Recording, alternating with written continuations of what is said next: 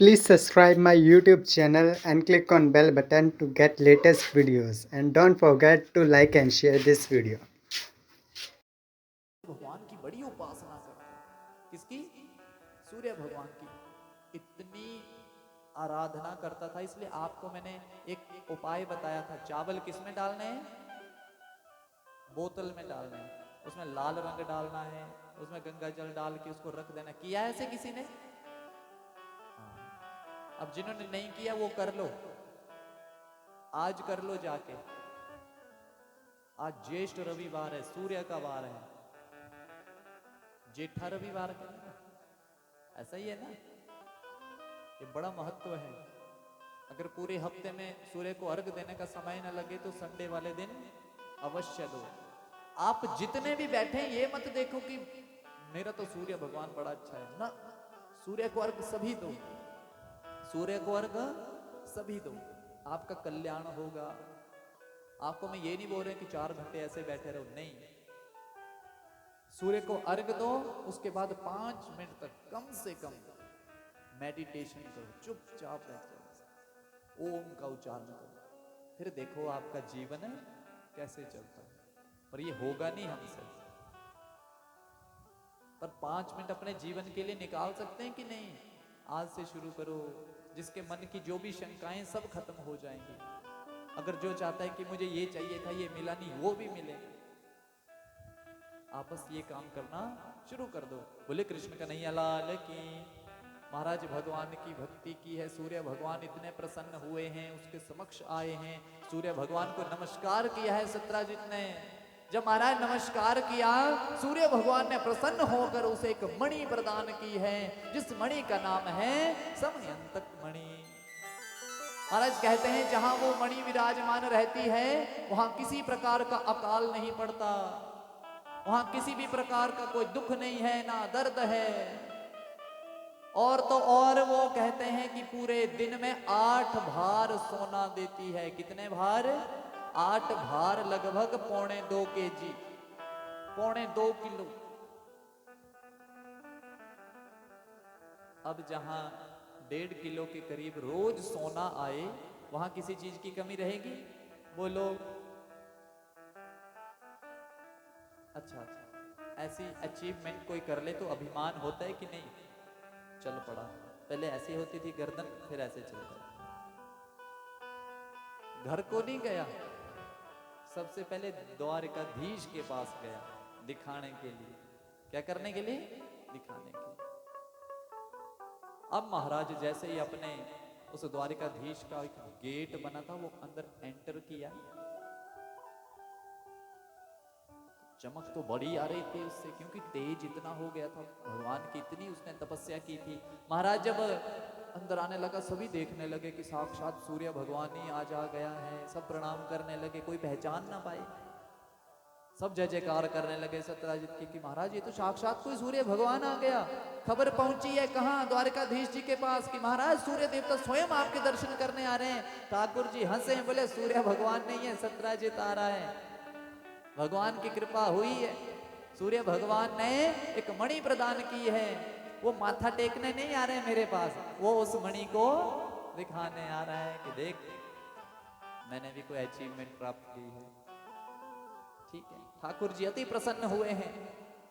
देखो, आपके गांव में यदि एक बच्चा अच्छी पदवी पर पहुंच जाए, अच्छे स्थान पर पहुंच जाए, तो जो आपसे बात नहीं भी करते वो भी प्रसन्न होते हैं। होते हैं कि नहीं होते हैं? कि हमारी बच्चे से दुश्मनी नहीं है, घर वालों से है। उस बच्चे को भी आशीर्वाद देते हैं वो। बोलो देते हैं कि नहीं? तो ठाकुर जी अति प्रसन्न हुए हैं कि सत्यजित हमारे यहीं का आदमी है, हमारे यहीं से है, तो महाराज बड़ी अच्छी बात है। अब हुआ क्या है, ध्यान देना। महाराज सत्यजित से बात करने लगे। जब बात करने लगे तो ठाकुर जी ने एक बात कही है कि महाराज जी जो आपके पास मणि है, मैं चाहता हूं इस मणि को आप राजकोष में रख दें। कहां रख दें? क्योंकि आप घर में रखेंगे क्या, इसका फायदा क्या होगा? इसलिए आप इसे कहां रख दें? राजकोष में रख दें, ताकि वहां जितना भी सोना आएगा, जो राजा हैं वो राजा क्या करेंगे, क्या करेंगे, उस सोने को प्रजा पर लगाएंगे, प्रजा प्रसन्न होगी। कहीं किसी चीज की जरूरत होगी तो महाराज वो चीज बनाई जाएगी। दुर्भिक्ष नहीं होगा, कहीं जहां अन्न नहीं पहुंचता वहां हम अन्न पहुंचाएंगे। इसलिए ये मणि बड़ी काम की है। होगी महाराज आपकी, नाम आपका ही रहेगा, इसे राजकोष में रख दो। सत्यजित ने मना कर दिया, मैं क्यों दूं, मैं क्यों दूं। बोला महाराज आपकी मर्जी। सत्यजित चला गया है, समय बीता है, घर गए हैं। घर जाकर उन्होंने बड़ा पूजन किया है उस मणि का। पूजन करने के बाद उस मणि के आगे बैठकर रोज उसका सत्कार करते और भगवान का भजन करते। महाराज समय बीता, एक बार क्या हुआ, उनके भाई का नाम प्रसेन, क्या नाम, प्रसेन शिकार करने जा रहा था। जब प्रसेन शिकार करने गया तो उस मणि को पकड़ लिया। कहने लगा कि भ्राताश्री, इस मणि को मैं धारण करके ले जाऊं, शिकार करने जाता। दे दिए। गले में मणि डाल के प्रसेन शिकार करने गया है। अब जब शिकार करने गया, ध्यान देना, जब महाराज शिकार करने गया, शिकार करते करते करते करते खुद ही शिकार हो गया। एक शेर ने उसे, पर प्रसेन भी बड़ा योद्धा था। कहते हैं कि उस शेर के साथ युद्ध किया है प्रसेन ने। अब महाराज जब युद्ध हो रहा था, अब आपके सामने युद्ध हो रहा हो, कोई जानवर आपके साथ युद्ध कर रहा है और कोई आपका जानने वाला या कोई भी हो, चाहे जानने वाला हो चाहे ना हो, आप उन्हें छुड़ाने जाएंगे कि नहीं? आजकल नहीं जाते। आजकल बोलते हैं कि इन पचड़ों में हमें नहीं पड़ना है। उस कार्य को होते किसने देख लिया? जामवंत ने। किसने देख लिया? जामवंत ने देखा कि एक शेर एक आदमी को क्या कर रहा है? मारने वाला। दौड़ते हुए गए हैं जामवंत महाराज। जब तक जामवंत जी वहां पहुंचते तब तक शेर मार चुका था। किसे? प्रसेन को। उन्होंने देखा है प्रसेन तो मर गया है। दौड़े हैं किसके पीछे? उस शेर के पीछे दौड़े हैं, उसको पकड़ा है और उसे भी वहां मार दिया है। मारने के बाद तुरंत वापस आए हैं और देखा है कि ये है कौन, कहां से है, कैसा है। जामवंत ने देखा तो मर गया, अब क्या करें? नजर पड़ी है उस मणि पर, ही चमक क्या रहा है? चमकती हुई मणि देखी है। जामवंत ने महाराज मणि उठाई है, ये सोचकर अपने साथ ले गए हैं कि जो भी इसको ढूंढता हुआ आएगा तो क्या होगा, मैं उसे ये मणि लौटा दूंगा। अब महाराज मणि को साथ ले गए हैं अपनी गुफा में। और इधर क्या हुआ, जब बड़े दिन बीत गए, महाराज ध्यान देना, जब बहुत दिन बीत गए हैं तो वहां सत्यजित को अति घबराहट होने लगी कि इतने दिन हो गए प्रसेन वापस नहीं आया, दुखी हो गया।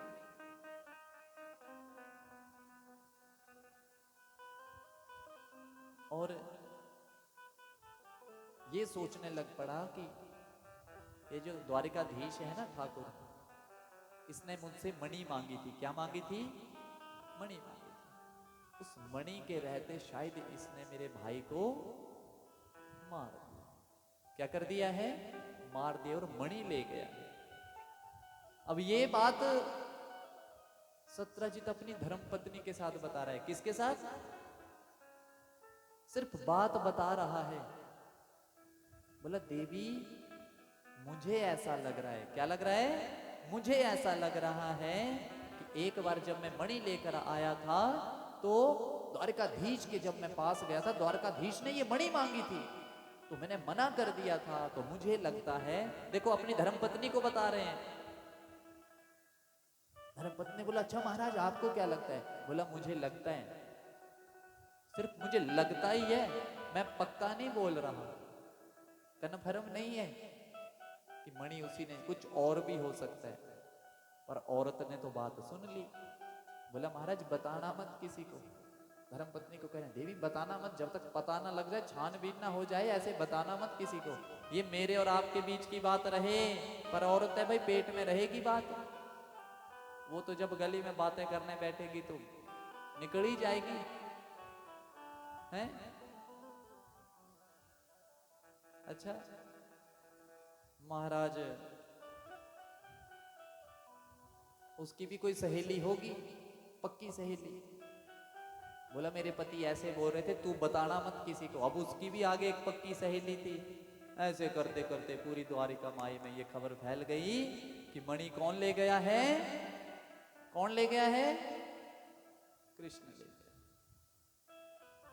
चौथ का चांद देखा होगा मेरे ठाकुर ने भी, कलंक लग गया। महाराज कलंक लग गया, अब कलंक तो लग गया। अब ध्यान देना, यहां पर कलंक लग जाए तो आवेश में मत आओ, उस बात की छानबीन करो। मेरे ठाकुर उस समय द्वारकाधीश थे, चाहते तो कुछ भी कर सकते। जिसके मुंह से ये बात निकली उसे जेल में भी डाल सकते थे। बोलो डाल सकते थे कि नहीं? उसे उस राज्य से बाहर भी निकाल सकते थे, क्योंकि थे राजा थे वो चाहते तो सत्यजित के पूरे परिवार को बंदी भी बना सकते थे, धर्मपत्नी सहित बंदी बना सकते थे, पर उन्होंने वैसा नहीं किया। उन्होंने क्या किया?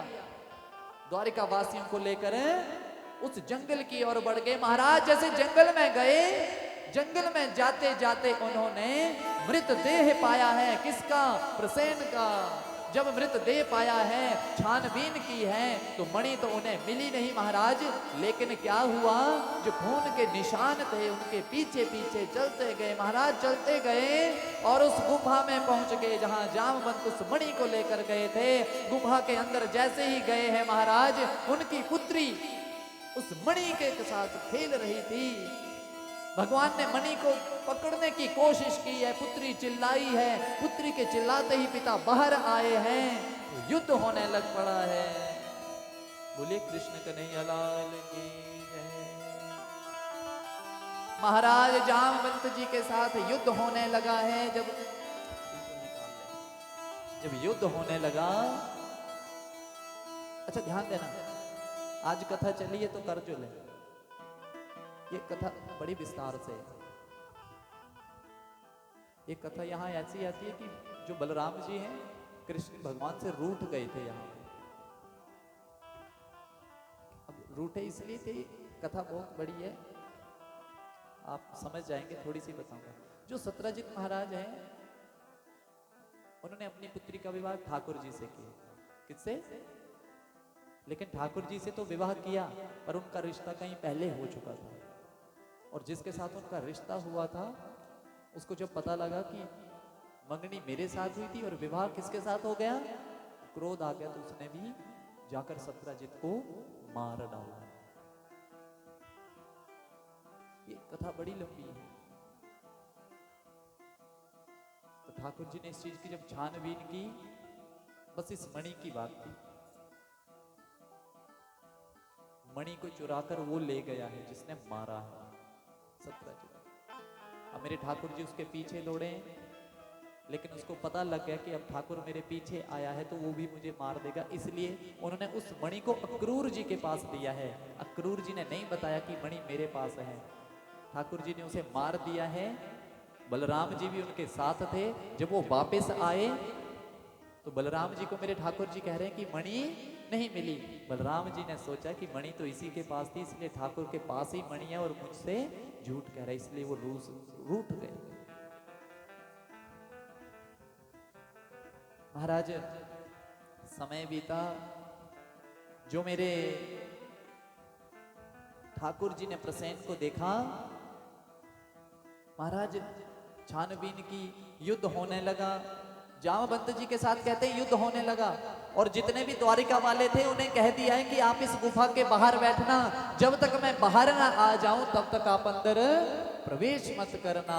महाराज 1 दिन बीता, 2 दिन बीते, 3 दिन बीते, जब महाराज 12 दिन बीत गए। कितने दिन? 12 दिन बीत गए। तो क्या हुआ? द्वारिका वासी सब परेशान हो गए हैं कि मेरा ठाकुर अंदर तो गया था, आज 12 दिन बीत गए हैं, बाहर निकल के नहीं आया है, कुछ अनहोनी ना हो गई हो महाराज। उन्होंने कहा था कि अंदर कोई प्रवेश मत करना, इसलिए वो अंदर प्रवेश नहीं हुए, वो वापिस चले गए हैं। कहां? उस द्वारिका की ओर वापिस गए 12 दिन के बाद। ध्यान देना, बड़ी सुंदर कथा है ये, देवी भागवत की कथा है। देवी भागवत के महात्म्य में ये कथा आती है। महाराज 12 दिन के बाद जब वो द्वारिका वासी सारे वापस लौटे हैं, वहां जाकर के रुदन करने लगे हैं, सब परेशान हो गए हैं। महाराज जब परेशान हुए हैं तो वहां नारद जी आए हैं द्वारिका में। कौन आए हैं? नारद जी आए हैं। कहने लगे महाराज क्या बात हुई? नारद जी को सबने बताया है कि महाराज 12 दिन हो गए गुफा से बाहर नहीं आए। महाराज बोला वापस आ जाएंगे, आप चिंता मत करो। बोला महाराज चिंता ना करें तो क्या करें? बोला कुछ मत करो, ये जो नवरात्र आ रहे हैं, इन 9 नवरात्रों में श्रीमद् देवी भागवत का, महापुराण का ये कथा श्रवण करो। जैसे ये कथा श्रवण करेंगे आपके ठाकुर जी आपके समक्ष होंगे। महाराज द्वारिका वासियों ने यही किया है, व्यासपीठ बनाया है। नारद जी महाराज कथा सुनाने लगे हैं। किसको?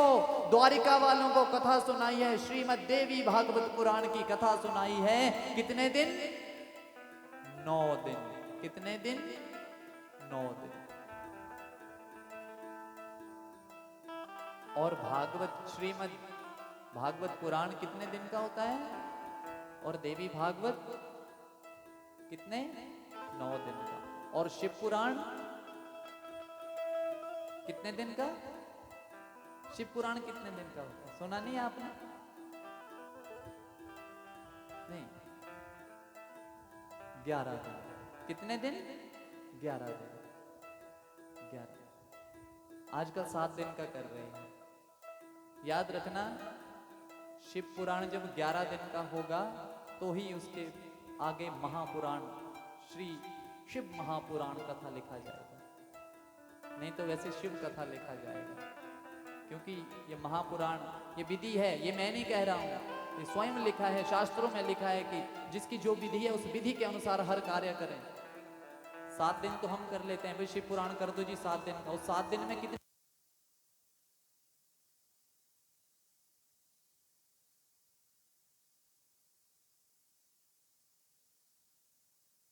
का ही होना चाहिए, नहीं तो अकल्याण की ओर जाएंगे। पर चलो, भगवान का नाम लेने से अकल्याण की ओर तो कोई जा नहीं सकता, कल्याण ही होगा। लेकिन कुछ विधि है, उस विधि का भी सत्कार करो। ये तो थी महाराज 12 दिन की बात, ये तो बता दी मैंने देवी भागवत की बात। अब भागवत की बात सुनो, अंदर की बात सुनो। युद्ध कितने दिन तक चला? 27 दिन तक। जब 27 दिन तक युद्ध चला, महाराज 27वें दिन तो थक चुके हैं। कौन? जामवंत जी। जब जामवंत जी थक चुके हैं तो सोचने लगे कि मुझे महाराज इतना कोई हरा तो सकता नहीं था, ये मुझे कोई लग रहा है कि मेरे स्वयं मेरे प्रभु ही होंगे। हाथ जोड़े पूछने लगे महाराज आप हैं कौन? मेरे प्रभु ने दर्शन दिए हैं। बोले सियापति रामचंद्र महाराज की जय। राम रूप में दर्शन दिए, अति प्रसन्न हुए हैं। बोला महाराज मुझे माफ करना, मैं आपके साथ लड़ा हूं। बोला महाराज कोई बात नहीं, ये आप ही की इच्छा थी, क्योंकि आप ही ने कहा था राम अवतार में जब मैं था कि महाराज लड़ने की तो बहुत इच्छा थी, पर जो योद्धा थे वो तो आपने मार दिए, मेरे साथ तो बच्चे ही आए लड़ने की इच्छा रह गई। भगवान ने कहा कोई बात नहीं, द्वापर में मेरे साथ लड़ लेना, तब तेरी इच्छा पूर्ण होगी। लो तेरी इच्छा पूरी की। स्तुति करने लगे हैं, ओ मैनो राम जी दे चरना, दिन रात सहारा है। ओ मैनो राम जी दे चरना, दिन रात सहारा। सारे बोलो राम जी दे चरना, दिन रात सहारा। अच्छा, राम मंदिर बन रहा है, किसको खुशी है? एक बार दोनों हाथ उठाकर बोलिए सियापति रामचंद्र भगवान की। मैंने राम जी दे चरना, दिन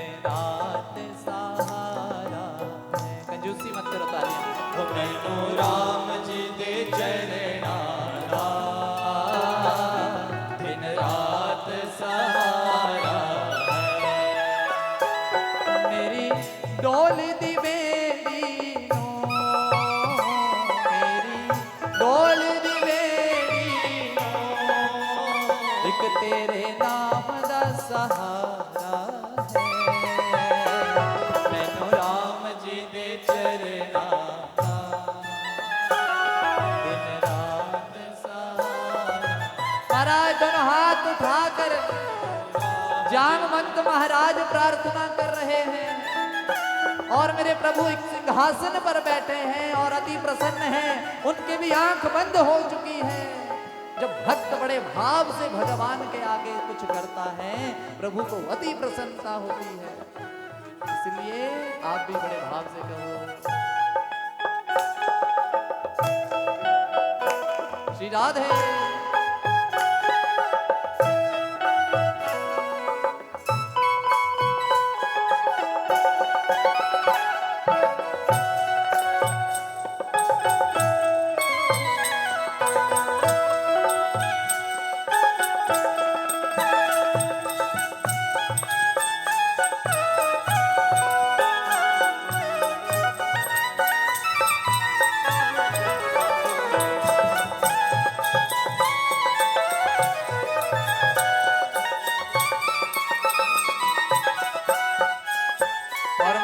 भजन संकीर्तन इस उम्र में हो जाए।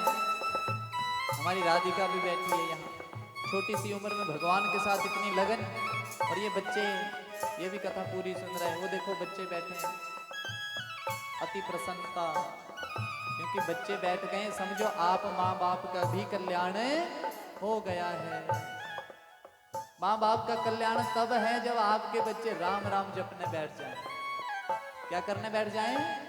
राम राम जपने। प्रहलाद जी ने जब नाम जपा, भगवान की कृपा हुई, तो कहते मात्र 5 वर्ष के थे। कितने वर्ष के?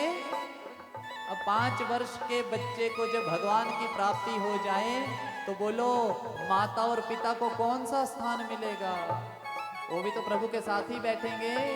बोलो, इसलिए अपने बच्चों को हमेशा इस ओर लगाएं।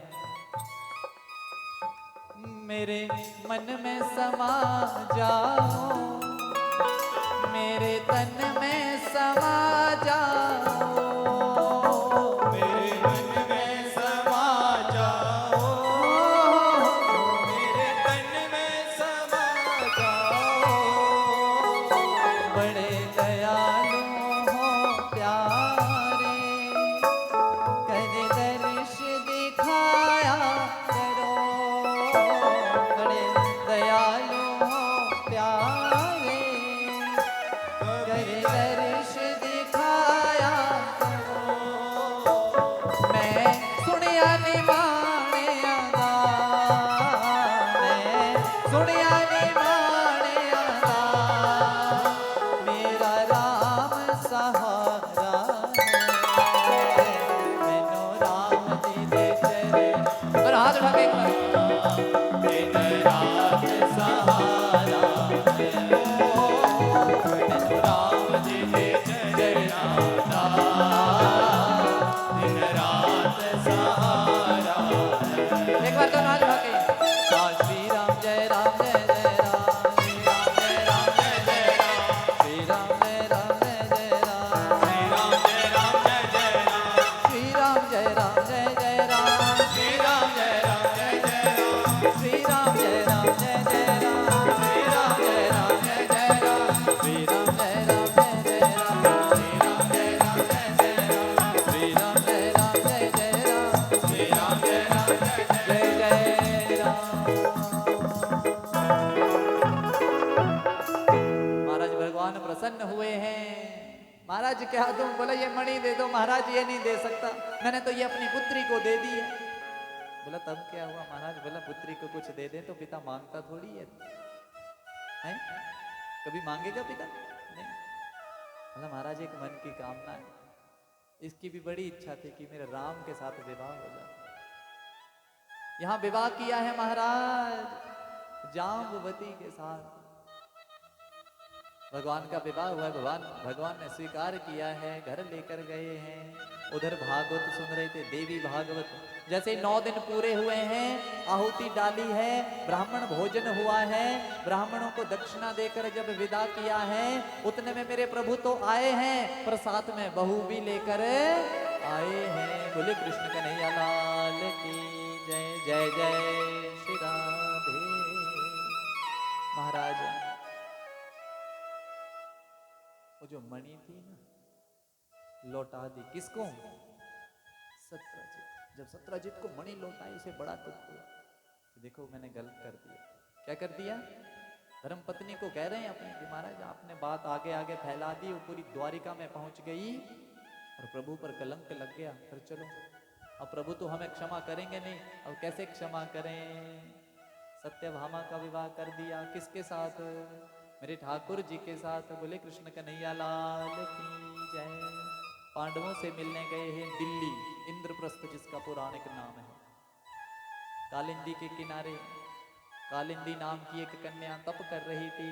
अर्जुन ने जाकर पूछा है, बोला महाराज आप कौन है? बोला मेरा नाम कालिंदी है। क्या कर रही है? मैं तप कर रही हूँ। क्यों? बोला मैं पति रूप में पाना चाहती हूँ। किसको? द्वारिकाधीश को। बोला तेरी इच्छा भी पूरी हुई। बोला कैसे? साथी लाया है, कालिंदी के साथ विवाह हुआ है। बोले कृष्ण कन्हैया लाल की जय। परीक्षित बड़ा प्रसन्न। बोला महाराज प्रभु के इतने विवाह हुए, यहाँ एक एक नहीं संभाली जाती और प्रभु ने। फिर आप मेरी ओर देखने लग पड़े। आज अंतिम है कथा का दिन, कल आहुति पड़ेगी और उसके बाद आप तो घर में प्रसन्न, आपका तो कल्याण हो गया, पर मेरा क्या? कल थोड़ी आएंगे आप, परसों थोड़ी आएंगे। आ जाना, मैं फोन कर लूंगा, बचाने आ जाना। हाँ। बोले कृष्ण कन्हैया लाल की। इतने विवाह कर लिए मेरे को। देखो इतने विवाह होने के बाद भी ये हमारे लिए शिक्षा है। 55 करोड़ की जनसंख्या है उनके परिवार की, 56 करोड़, फिर भी मुस्कुराते रहते हैं। जब भी देखो प्रभु को मुस्कुराते हैं। कोई लड़ रहा है, कोई झगड़ रहा है, यहाँ थोड़ी सी परेशानी क्या आ जाए तो रात को भोजन ही नहीं कर पाते हैं। अरे भोजन छोड़ो, सोते ही नहीं है। सोचो, ये कथा सुनने तभी तो आप आ रहे हैं। किन चिंताओं को भस्म करो। मैंने कल भी बताया था, ऐसे करो, ऐसे एक बार करो, सारे कर दो जोर से। आता है करना ऐसे? बोलो अभी, बोलो जोर से, अभी अभी अभी। हमने चिंता की, अपने पास्ट की चिंता की, पर की कब? अभी। यहीं बैठकर अपने फ्यूचर की चिंता कर रहे हैं, पर कर कब रहे हैं? अभी। इस अभी को इतना बर्बाद कर दिया है हमने, पिछला और अगला सोच के, और जो जीवन जीने की राह दिखाई दे रही है उसको हमने देखा ही नहीं। हाय कल नो फीस देनी है, कितना कराएंगे, देनी कब है? कल। सोच कब रहे हैं? अभी। अरे ये अभी का ये बड़ा चक्कर है महाराज, इसको हम समझ नहीं सकते। जीवन जीने का ढंग हमें आ ही नहीं रहा है। कभी तो कह रहा हूं रामायण सुन लो, पर आप सुनेंगे नहीं, आप सुनेंगे नहीं। इसलिए अभी जीना सीख लो। अभी यहां बैठे हैं तो सारी चिंताएं छोड़ दो। अभी थोड़ी देर तो बैठ लो, थोड़ी देर बैठे हैं हम तो सुन लो कथा। पता है 9 बजे इस समय, पर एक बात मुझे बड़ी अच्छी है आपकी, यहाँ जो भी बैठा हुआ होता है कोई घड़ी नहीं देखता। बोलो देखते हैं? सिर्फ एकमात्र मैं ही होता हूँ जो घड़ी देखता हूँ। वो भी इसलिए देखता हूँ कि दिखानी भी तो है कि घड़ी ली है मैंने, ऑनलाइन मंगाई है। बोले कृष्ण कन्हैया लाल की जय। इसीलिए प्रेम करो प्रभु से। क्या करो? जब प्रभु से प्रेम करना सीख जाएंगे तो फिर किसी चीज की चिंता नहीं रहेगी, फिर किसी भी बात की चिंता नहीं रहेगी। ये लिख के ले लो आप करना शुरू तो करो प्रेम। महाराज इस प्रकार से प्रभु के विवाह हुए। परीक्षित महाराज अति प्रसन्न है, कथा सुन रहे, उनको भूल गए कि मेरी मृत्यु होने वाली है। कितने दिन बाद? 7 दिन बाद। भूल गए कौन? परीक्षित जी महाराज। कथा सुनाने वाला भूल गया कि मैंने भोजन भी करना है। कथा सुनाने वाला भूल गया कि मैंने जल भी ग्रहण करना है। जल रख दिया है सामने, आचमनी भी रख दी है, पर याद ही नहीं है। कथा सुनाने में इतने मस्त हो गए हैं। इसीलिए हमें कथा जब भी सुननी हो किसी संत के माध्यम से सुननी चाहिए। किसके माध्यम से? संत के माध्यम से। क्योंकि बिनु हरि कृपा मिलहि नहीं संता। कैसे पता लगे कि कृपा हो गई प्रभु की? संत के दर्शन हो गए, ब्राह्मण के दर्शन हो गए, समझो भगवान की कृपा हम पर है। कई घरों में जाते हैं हम, तो जैसे घर में अंदर प्रवेश करते हैं तो हम देखते हैं महाराज घर बड़ा सुंदर बना है, और प्रभु हमारा थोड़ी है, ये तो आपका है। किसका है? आप तो ठाकुर जी का। ये भाव होना चाहिए। जो कुछ भी है किसका है? ठाकुर जी का, प्रभु का है। महाराज हमारा क्या है? हमारे को तो रखा है, साफ सफाई करने के लिए रखा है, पर आगे वैसे आपने भी साफ सफाई वाली रखी होती है। फिर यहाँ अब क्या बोलना है प्रभु को? नहीं, हाँ यहाँ भी बोलना है, बोले प्रभु नहीं, सब कुछ आपका है, आपकी वजह से हमने सफाई वाली भी रखी है, बड़ी कृपा है आपकी, हैं? थोड़ी कृपा और कर दो, कोई भोजन भी करवाने वाला हम रख लें। पर ऐसी कृपा ना करे भगवान, भोजन आप खुद पाएं। मैं तो कहता हूँ सफाई भी आप खुद करें। पहले कहते गोबर के घर होते थे, गोबर की लिपाई पुताई होती थी। क्या होती थी? और वो घर बड़े प्रसन्न, उस घर में जो भी रहते थे सदा खुश रहते थे।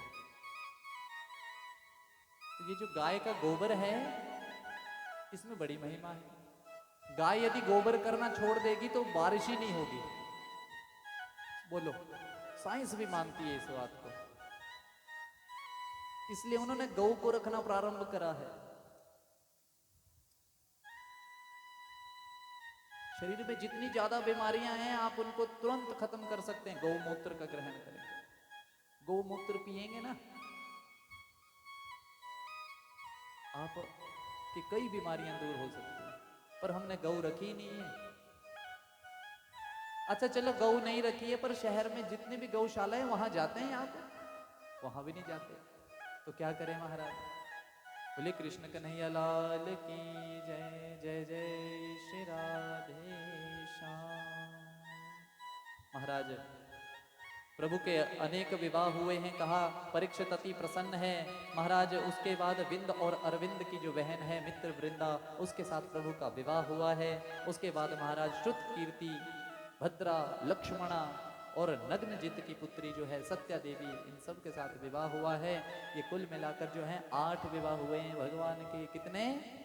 और जो महाराज प्रथम विवाह हुआ है रुक्मिणी लक्ष्मी स्वरूपा, उनके पुत्र हुए प्रद्युम्न।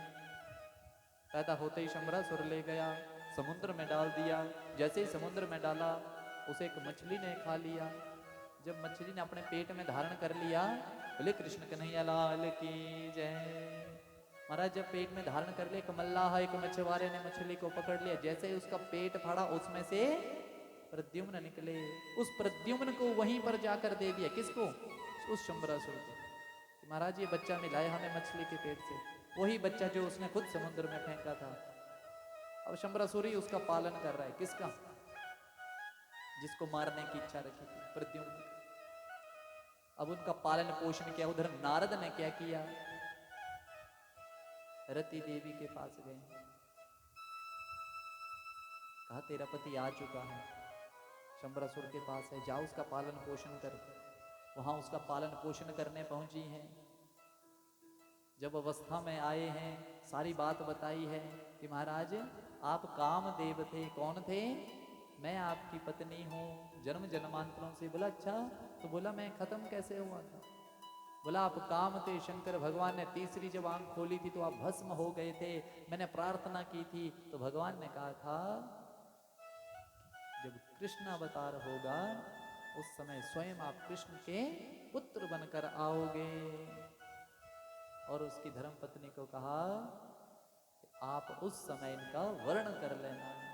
बोले श्री कृष्ण कन्हैया लाल की जय। महाराज पुत्र हुए हैं प्रद्युम्न पौत्र अनिरुद्ध। बोले कृष्ण कन्हैया लाल की जय। बोला परीक्षित सुन, भगवान के और भी विवाह हुए हैं। बोला अच्छा महाराज 8 के बाद और भी हुए हैं? बोला हाँ 16,100 एक ही लग्न में। बोला वो कैसे? बोला सुन ध्यान से। परीक्षित को बड़ी उत्सुकता हो रही है, महाराज इतने विवाह? 8 तो चलो बड़ी अच्छी बात है, पर ये 16,100 और हो रहे हैं। बोले कृष्ण कन्हैया लाल की जय। महाराज एक राक्षस था भौमासुर नाम का, भूमि पुत्र था इसलिए भौमासुर उसका नाम रखा। भौमासुर क्या करता था, जिस भी राज्य पर आक्रमण करता था वहां की जितनी कन्याएं रानियां होती थी सबको अपने जेल में डाल देता था। क्यों? उसने प्रण लिया था जब 20,000 कन्याएं हो जाएंगी तो मैं एक साथ उनके साथ विवाह करूंगा। तो ये बात किसको पता लगी है? मेरे ठाकुर जी को पता लगी है। महाराज मेरे ठाकुर जी वहां गए हैं। महाराज जब उस राज्य में प्रवेश किया तो उस राज्य के प्रवेश द्वार पर ही मुर नाम का एक दैत्य जिसके 5 सिर थे, मेरे प्रभु ने उसके साथ युद्ध किया है और युद्ध करते करते करते करते 5 सिर धड़ से अलग कर दिए हैं, उसको मार दिया है। उस दिन से प्रभु का नाम, जब उन्होंने उस मुर नाम के दैत्य को मारा तो मेरे प्रभु का नाम मुरारी हो गया। बोले कृष्ण कन्हैया लाल की। मुरारी, मुर नाम के दैत्य को मारने के बाद उनका नाम मुरारी है। आगे गए महाराज, भौमासुर के साथ युद्ध किया है, भौमासुर को भी मार दिया है, उसका भी उद्धार किया है।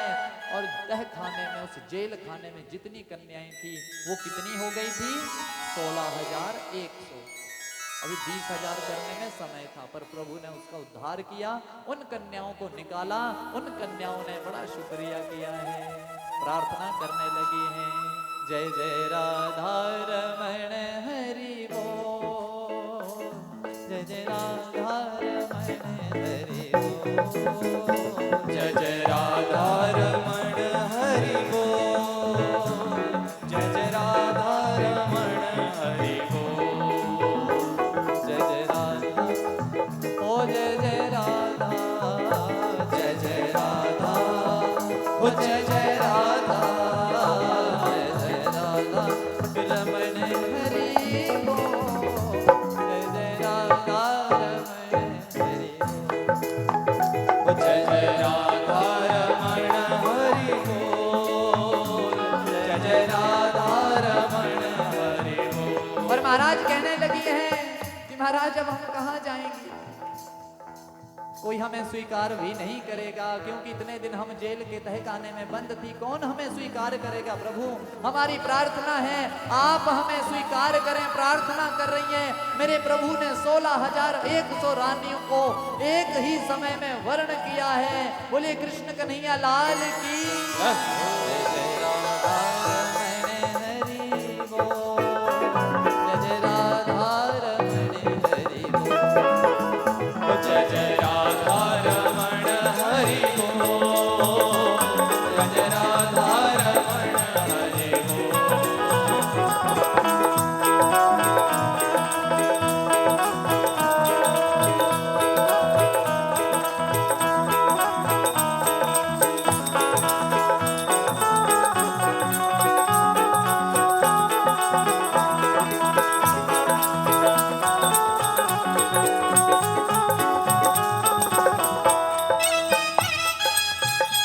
बलवान के बिहारी लाल की।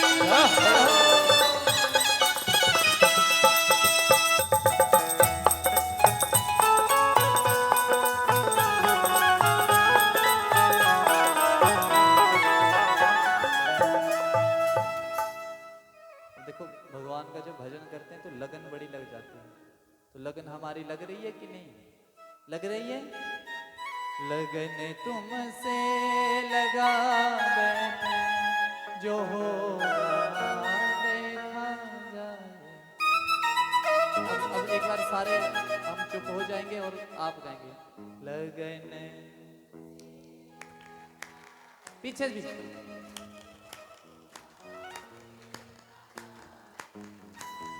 लगन तुमसे लगा बैठे, जो होगा देखा जाए। लगन तुमसे लगा बैठे, जो होगा देखा जाए।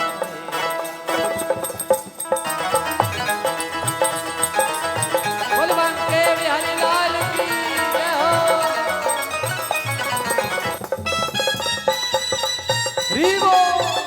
उठा के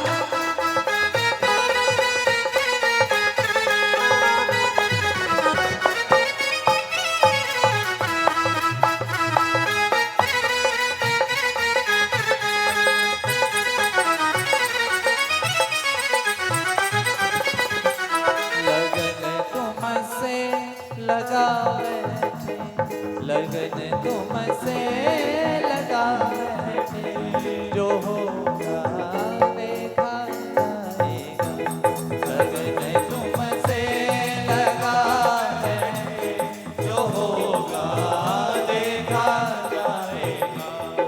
जो होगा देखा जाएगा, जो होगा देखा जाएगा, जो होगा देखा जाएगा, जो होगा देखा जाएगा, जो होगा देखा जाएगा, जो होगा देखा जाएगा। तुम्हें अपना बना बैठे, तुम्हें अपना बना बैठे, जो होगा देखा जाएगा। लगन तुमसे लगा बैठे, जो होगा देखा जाएगा।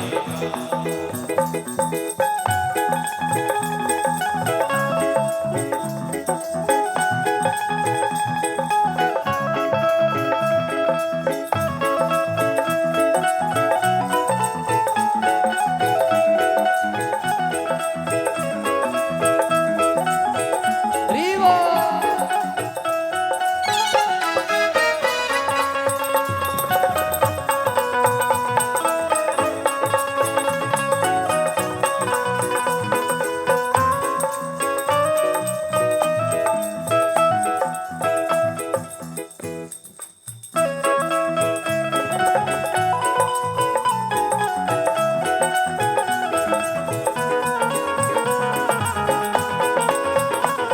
रीवो जय हो।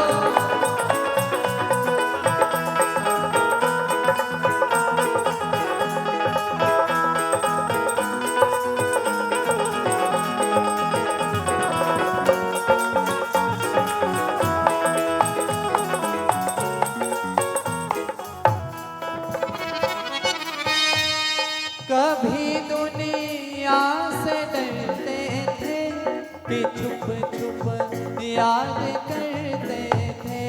कभी दुनिया से डरते थे कि छुप छुप याद करते थे कि छुप छुप याद करते कि छुप छुप याद करते थे। लो अब पर्दा उठा बैठे, लो अब पर्दा उठा बैठे, जो होगा देखा जाएगा। तुमसे लगा बैठे, जो होगा देखा जाएगा। और एक बार दोनों हाथ उठा के जितने भी पीछे बैठे हैं। छाप तिलक सब छीन रे नैना में लाई। छाप तिलक सब छीन रे मोसे नैना मिलाई के। नैना मिलाई के जी नैना मिलाई के, नैना मिलाई के जी नैना मिलाई के। नैना मिलाई के जी नैना मिलाई के, नैना मिलाई के जी नैना मिलाई के। जाम दिन सब छीन रे मोसे नैना मिलाई के।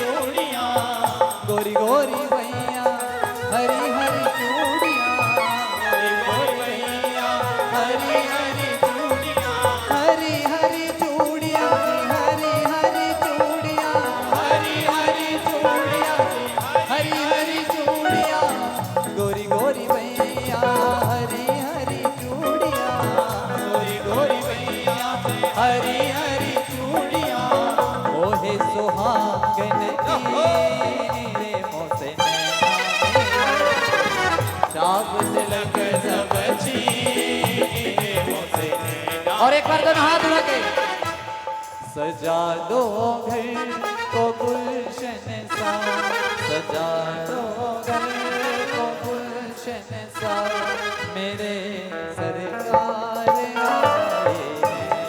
सजा दो घर को गुलशन सा, मेरे सरकार आए हैं। मेरे सरकार आए हैं, मेरे सरकार आए हैं, मेरे सरकार आए हैं, मेरे सरकार आए हैं, मेरे सरकार आए और लगे कुटिया भी दुल्हन सी, लगे कुटिया भी। अरे महाराज वो कुटिया किसकी हो, चाहे वो दुर्योधन की कुटिया हो या विदुरानी की हो, पर लगनी किसके चाहिए, वो भाव के साथ ऐसी सज जाए। लगे कुटिया भी दुल्हन सी, लगे कुटिया भी दुल्हन सी, मेरे सरकार आए हैं। सजा दो घर को गुलशन सा, मेरे सरकार आए हैं।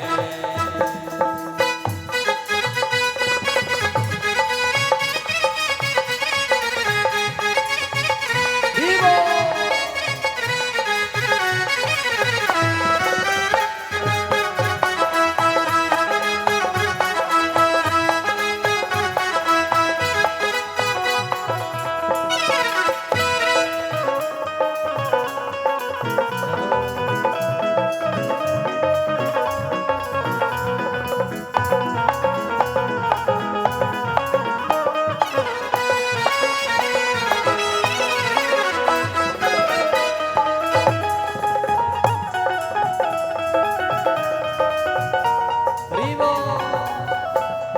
और महाराज जब परीक्षित जी महाराज ने ये सब सुना बड़े प्रसन्न हुए कि महाराज 16,100 धर्म पत्नियां और कुल मिलाकर कितनी हो गई, 16,108 पत्नियां हो गई।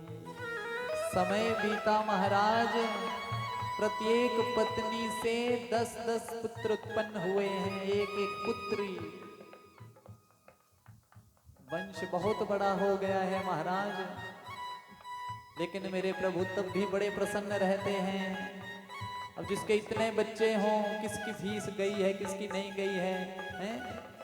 हमारे अगर एक की ना गई हो तो इधर तो नींद नहीं आती रात, और मेरे प्रभु मुस्कुराते रहते हैं। इसलिए अपने चेहरे पर हमेशा मुस्कुराहट रखो, रखो थोड़ी सी।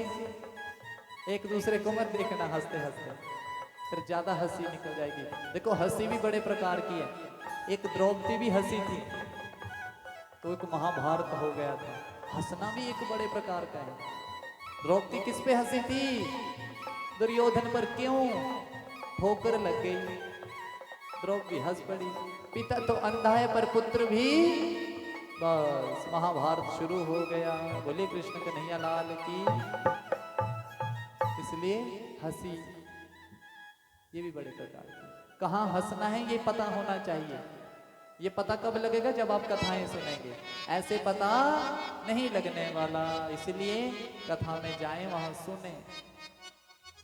ये जब कथा सुनेंगे तभी ये मन का मैल खत्म होगा, प्रभु के साथ तभी मिलन होगा कथा के माध्यम से। ऐसे प्रभु का मिलन नहीं होने वाला। आप जो मर्जी कर लो, जब तक आप संकीर्तन में कथा में प्रवेश नहीं करेंगे तब तक आपको प्रभु के दर्शन नहीं हो। इसलिए कथाओं का श्रवण करें, ध्यान दें। ये ना देखें कि कौन कर रहा है, कौन करवा रहा है, बस ये देखें कि ठाकुर जी कर रहे हैं और ठाकुर जी ही करवाने वाले हैं। करे करावे आपको आप, हम कुछ करने वाले नहीं हैं। 3 गुण है महाराज, सत्व गुण, रजोगुण, तमोगुण। सत्व गुण सबसे प्रधान है हम में, इसलिए हम हर जगह मत्था टेकने चले जाते हैं। बोलो जाते हैं कि नहीं? हम में कभी द्वेष भावना नहीं है, इसलिए हमारा धर्म और हम अति पवित्र हैं। कट्टरपंथी नहीं है हम, हम तो हर Please subscribe my YouTube channel and click on bell button to get latest videos, and don't forget to like and share this video.